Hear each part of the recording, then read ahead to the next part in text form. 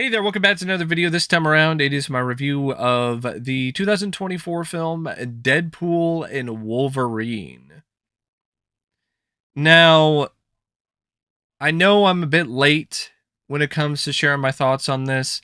I had a bunch of other things that I felt like I needed to tackle first before doing this review. Also, it's a film that I wanted to see a second time before I did a review so I could really pin down my real thoughts on it that weren't just based on my first reaction. Because I've noticed that with honestly any film, sometimes, especially a film that I'm this interested in and this hyped for and this excited to see, that sometimes the first viewing just really isn't necessarily my true feelings on it. It's whether or not it holds up the second time around and what I notice about the second viewing or the third viewing that really solidifies my stance on it. And Deadpool Wolverine was another one of those movies. First time I saw it, loved it, thought it was just easily the best film of the year, one of the best films that I've seen when it comes to the comic book genre in years, probably since the last Deadpool film and Deadpool 2, or some of the other DC films that I actually didn't mind, like Birds of Prey or The Suicide Squad. But then I decided to give it another watch. And I'm not going to be that hyperbolic about it. I'm not going to sit here and say that I think it's like one of the best comic book films of all time and it's in the top 10 of Marvel movies. Like, I don't really feel that way about it, but I will say this: it's definitely one of the more entertaining MCU films. It's definitely one of the most entertaining MCU films. It really is. And it's one of those films that, despite its flaws, I had so much fun with it that I can almost forgive and kind of forget some of the flaws in the long run. So it's directed by Shawn Levy, who he already had established a prior connection with Ryan Reynolds because he had worked with him on Free Guy and the Adam Project. And I think he has a good rapport with Ryan. He seems to have a good working relationship with him, seems to know what makes Ryan tick, seems to know what Ryan is looking for out of a given scene. And he's a competent enough director that he'll do a good enough job. But he definitely has some weaknesses, and he showed that in Free Guy and in the Adam Project.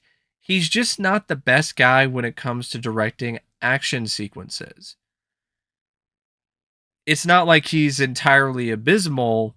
He's just not anything other than average in that department.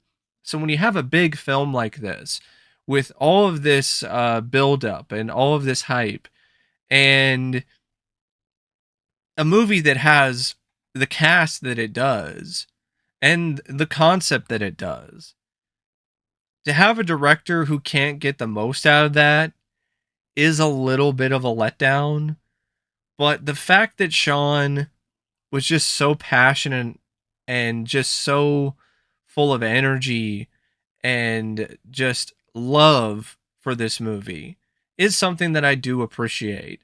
And in some ways, I think he was the right guy for the job in terms of creating a film with massive appeal and just popcorn entertainment values. Like, he's a guy who you hire to get the job done and essentially do what the real directors, the real people behind the scenes, which is Ryan Reynolds and his team, and just allow them to essentially do what they want to do while you collaborate. You don't control the vision. That's not really what happens with a guy like Shawn Levy. And I think, yeah, that is something that has contributed to the film's massive success. It's made over $1 billion worldwide and will probably continue to make some more money by the time this video is even up and afterwards. And I think it's well deserved because I think it's a good movie. And at the end of the day, I still feel that Shawn Levy did a fairly good job directing this for what he was asked to do. But I do feel that maybe a different director who has more experience directing action sequences really could have made this even better. Because the action scenes are just very average. At times, they can be a little bit hard to follow because of some quick cuts and a little too much shaky cam. And there are moments where it doesn't really necessarily have as much spectacle as you might expect, considering the overall idea and premise of a film like Deadpool Wolverine. But there are still some real highlights, even when it comes to the action, like the way that the opening credits sequence is shot with "Bye Bye Bye" by NSYNC, the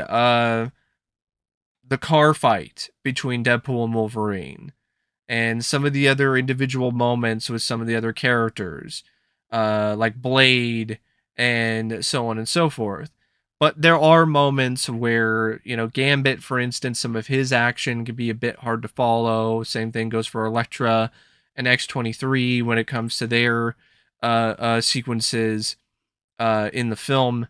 And it's just one of those things where, directing wise, I think there are moments too where, due to the way that he directs things, there are some shots that really look like they're shot on a soundstage, which can kind of break the immersion at times. But he's still competent enough, decent enough overall when it comes to his shot selection, the techniques that he's employing, the camera angles, the pans, the zooms, the establishing shots, wide shots, up close shots, so on and so forth. That it's still a job well done, and it is very firmly in the territory of above average. Now, the film is written by a cadre of writers: Ryan Reynolds, Rhett Reese, Paul Wernick, Zeb Wells, and Shawn Levy. And as a result of so many different cooks in the kitchen, this script does have some moments where they cook up something great, but then there are other moments where they cook up something that is half baked. I almost wish that you had less writers, less people that were involved, so you have less competing visions. And I definitely do feel that in a lot of aspects, the comedy in particular was affected by this in terms of the quality, and so was the other key storytelling elements that involve the characters.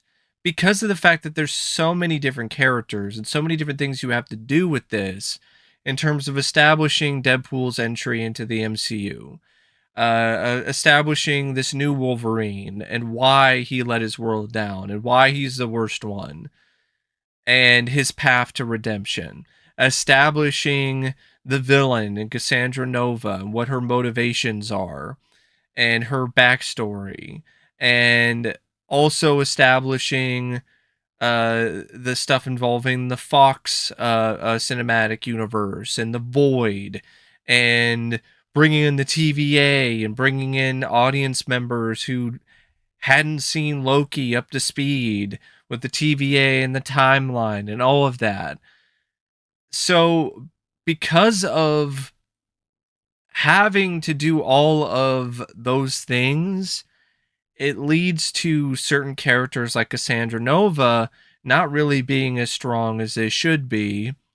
And it also leads to moments where there's a lot of stuff that feels like it's not fully explained, especially when it comes to the timeline and how it relates to the anchor being, and what timeline exactly Deadpool is a part of, and who is the new anchor being now that there's this different Logan that's in Deadpool's timeline? Is it the new Wolverine or is it someone else that's never really established? What happened to the Fox characters who were in the void and helped Deadpool and Wolverine?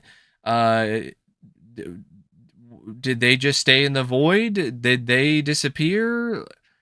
X-23 gets brought in, but what about the others? So it's like there's a lot of stuff that just isn't really explained.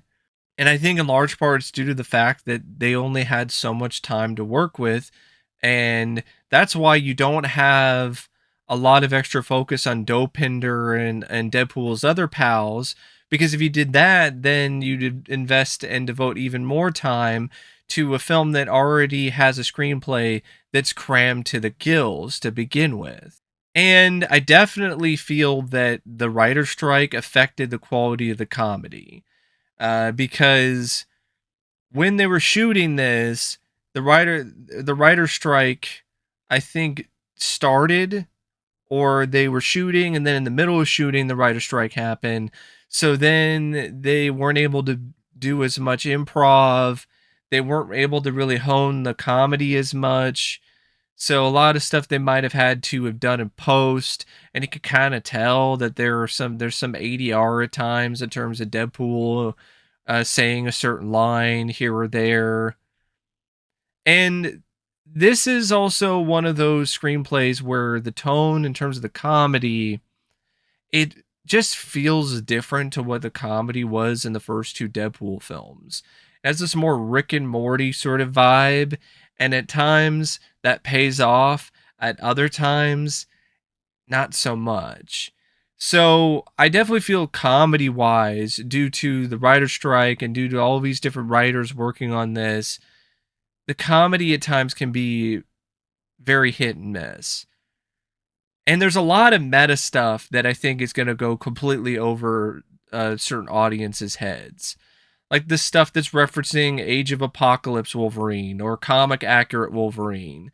There's going to be a lot of people who are going to see that and be like, what? And I could see how that could not really click with certain audiences. For, fans of the comics, it's hilarious, but if you don't know the context, it's something that's definitely a bit off. When it comes to the different variants of Deadpool, um Nice Pool, I would say, is definitely the one that stood out the most to me and was the funniest. The other variants, when they show up in the climax, because they're working for Nova, it's fun to see them, like Lady Pool and the baby pool and the cowboy pool, and a bunch of other ones, but they're not really necessarily as fun to me as the Wolverine variants. I don't think the writing is as good with the Deadpool variants as it is with the Wolverine variants. They just show up, they get in a fight with Deadpool and Wolverine, and that's really about it. Speaking of fights, there are some fights in that are presented and set up in this script that are great.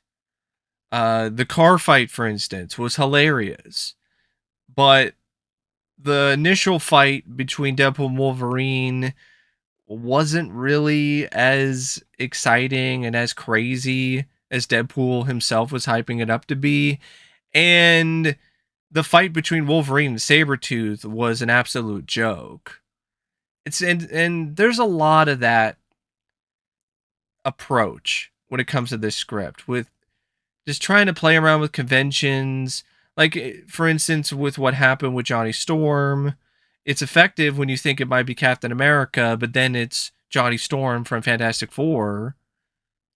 But when they kill him off again, it just feels like a rehash, a lazy retread of what the MCU already did with the Fantastic Four character and Mister Fantastic in Multiverse of Madness. So you just did the same thing, but this time around it's gorier and it's Johnny Storm. So that felt repetitive.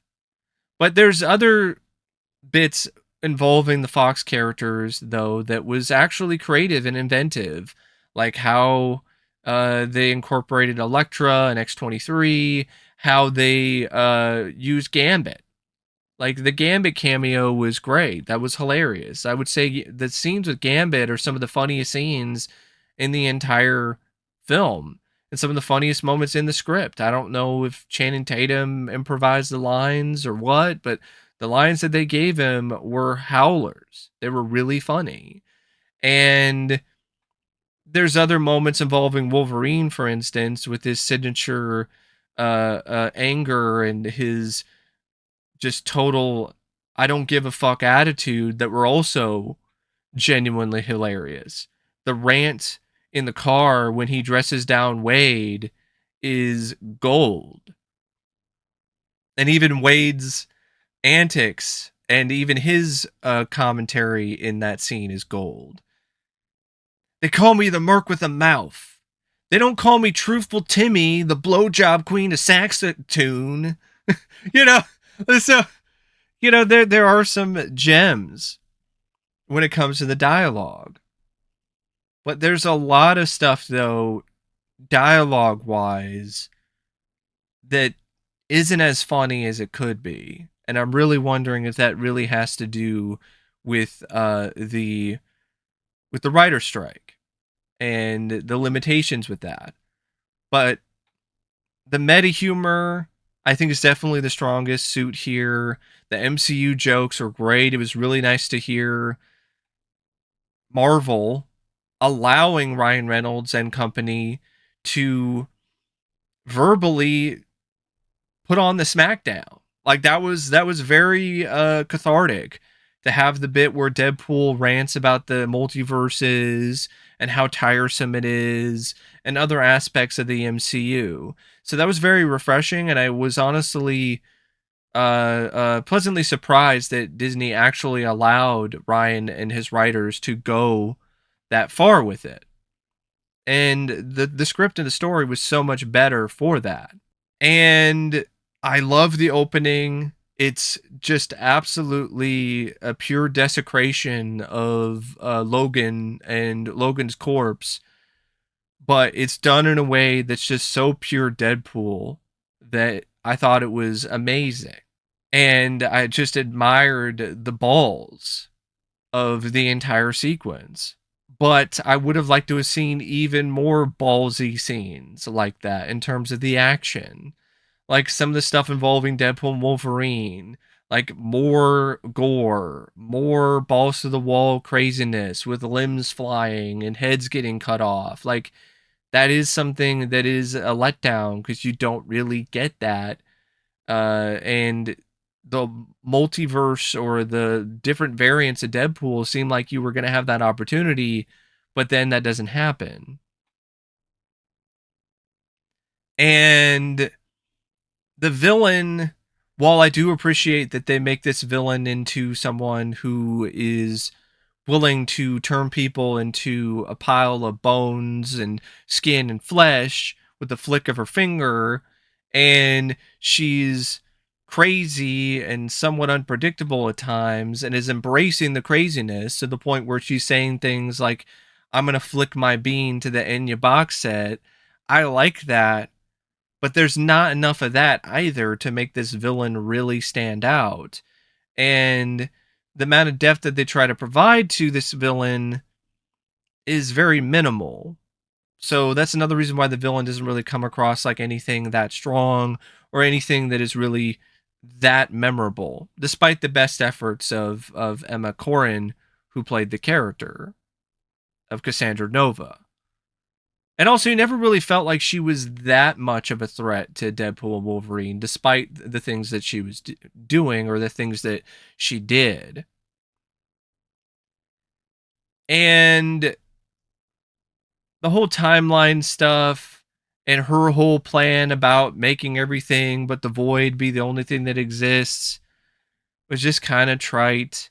And there's this whole stuff involving the sling ring where I'm like, okay, well, she had the sling ring this entire time.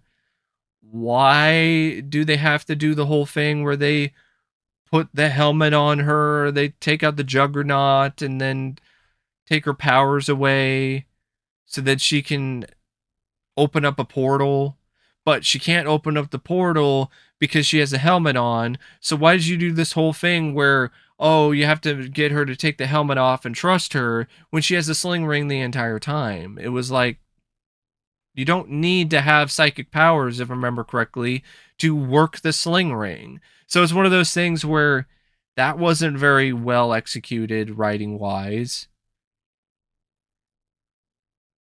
But like I said, despite the moments where things aren't really as good as it could be, there are some genuine bright spots. I like the scene with Wade and Wolverine when they are teaming up together to heal the timeline and stop uh, uh, Nova. I love how that's executed, especially the bit where Wolverine says the line, "I am the X-Men. I am the X-Man."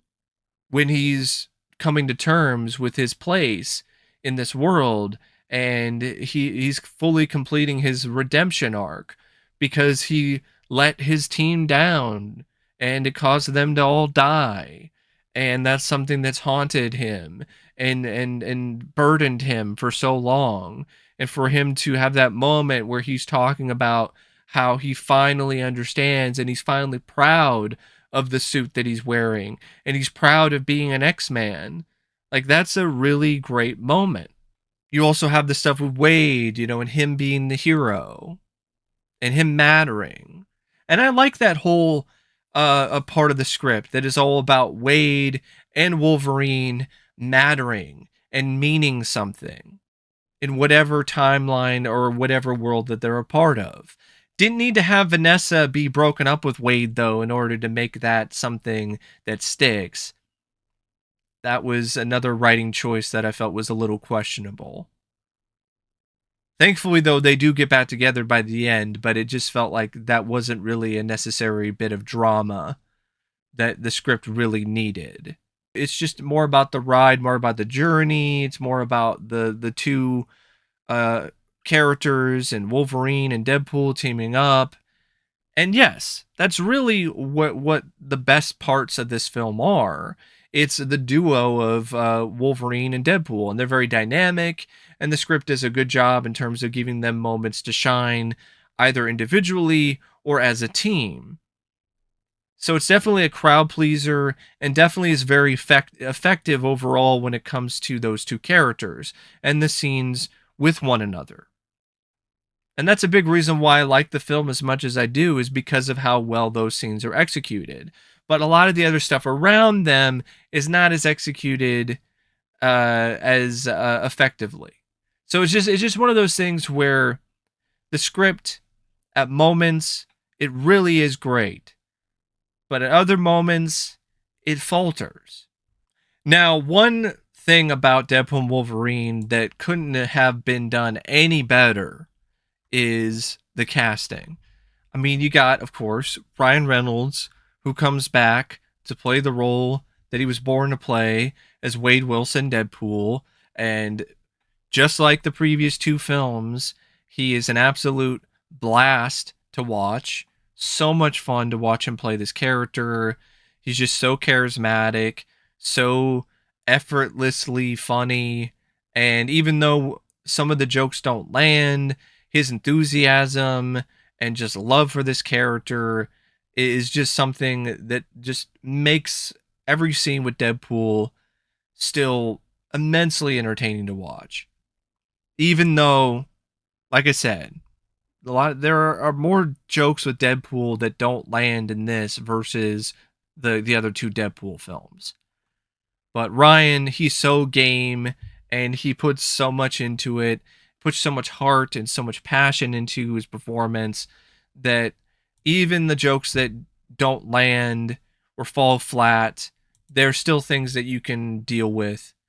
And his chemistry with Hugh Jackman is just off the charts, and some of the best buddy cop or buddy dynamic chemistry that honestly I've seen since something like Lethal Weapon.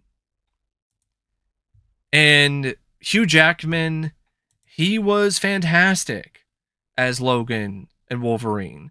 This is honestly my favorite Hugh Jackman performance as this character because of the fact that he not only showcases the angst and the bitterness and the anger as well as he did in the other performances when he played this character, but also the heart and the soul that I didn't really feel was necessarily as strong in other films other than maybe Logan. So I just loved this performance. It was so good. And the whole banter and the back and forth between him and Deadpool was just gold.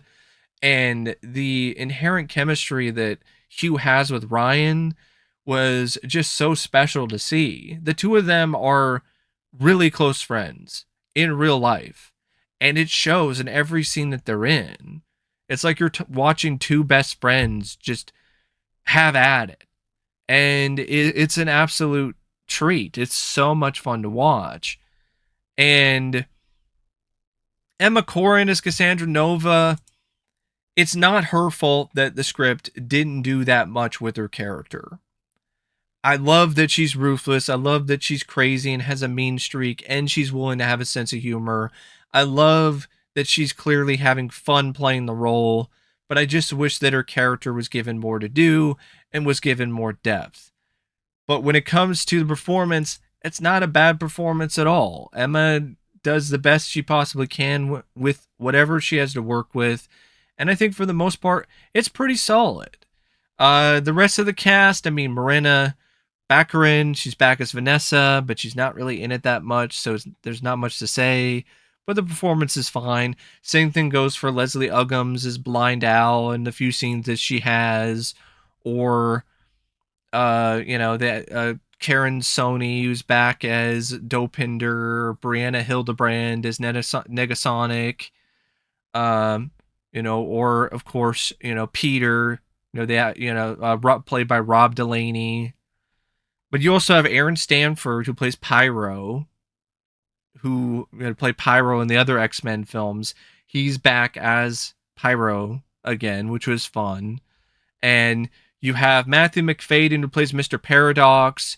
So it's almost like Macfadyen, he studied the performance of Richard E. Grant from Hudson Hawk. And for that reason, I had a lot of fun with it. Like, it was over the top and he was chewing the scenery, but it reminded me of that performance. And I love that performance in Hudson Hawk. So I was totally fine with seeing more of that. Now, you also have, Daphne Keene, who comes back as X-23, Jennifer Garner as Elektra, Chris Evans as Johnny Storm, and Wesley Snipes as Blade. And it was so awesome to see Wesley play Blade again. And he still has it. Still did some good work in the martial arts sequences and the fight scenes that he was in. Did a good job with his line delivery. Some motherfuckers are still trying to skate uphill. Stuff like that. And it was just great to see Wesley again. And it was also great to see Channing Tatum get to live his dream playing the unrealized Gambit. Because initially he was supposed to be in a Gambit movie, but it never got made.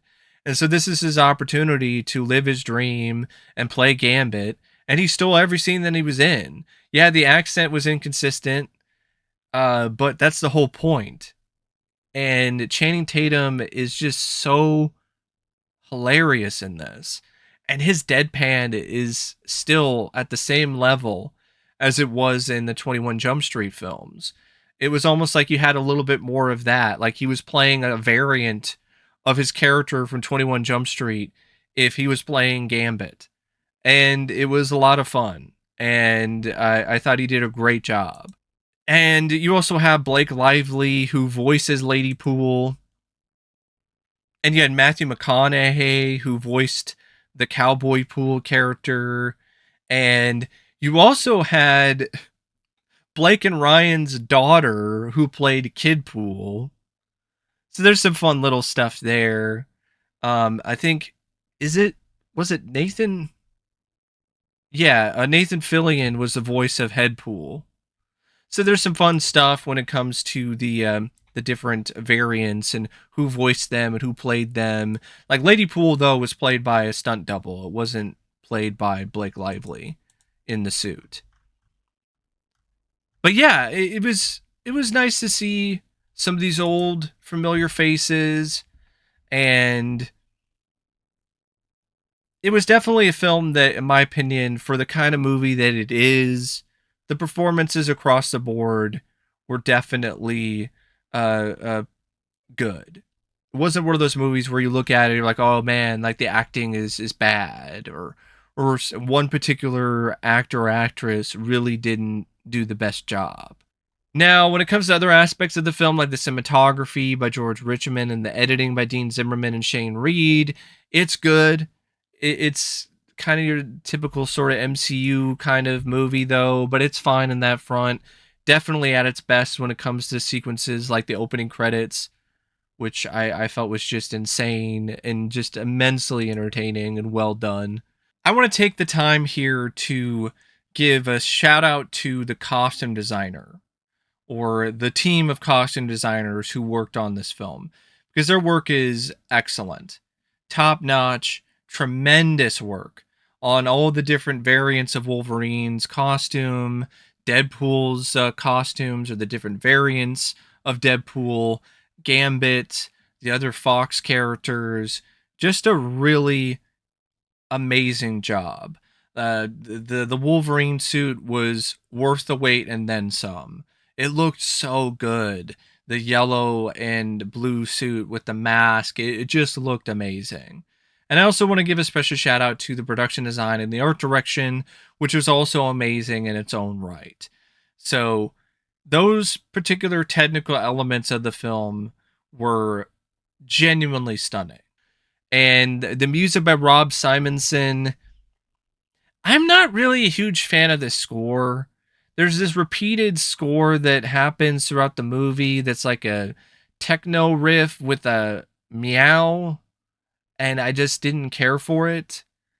I like the score for the first two Deadpool films a lot more, and it's just one of those things where the score was one of the weaker things about Deadpool Wolverine for me, for sure.